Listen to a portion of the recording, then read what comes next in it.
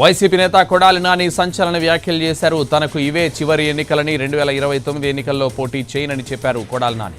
తన కూతుళ్లకు రాజకీయాలపై ఆసక్తి లేదని, రాజకీయాల్లో ఆసక్తి ఉంటే తన తమ్ముడి కొడుకు వస్తాడేమోనని అన్నారు.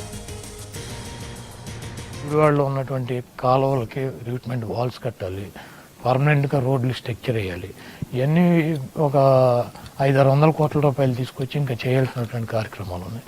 నెక్స్ట్ గవర్నమెంట్ వస్తే నాకు మంత్రిగా అవసరం. నాకు 500-600 కోట్ల రోడ్లకి, కాలువలకి, వాల్స్కి వాటికి జగన్మోహన్ రెడ్డి గారు డబ్బులు ఇస్తే చాలు.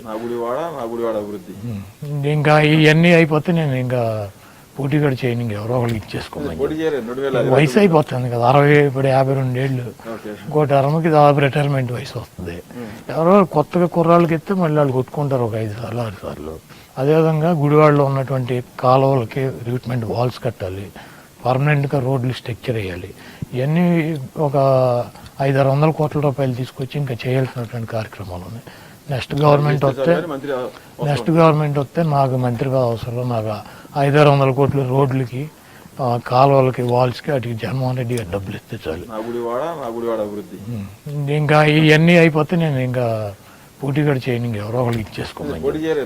వయసు అయిపోతుంది కదా, 60, ఇప్పుడు 52 ఏళ్ళు. ఇంకో టర్మ్కి దాదాపు రిటైర్మెంట్ వయసు వస్తుంది. ఎవరో కొత్తగా కుర్రాళ్ళకి ఇస్తే మళ్ళీ వాళ్ళు కొట్టుకుంటారు ఒక 5 సార్లు 6 సార్లు.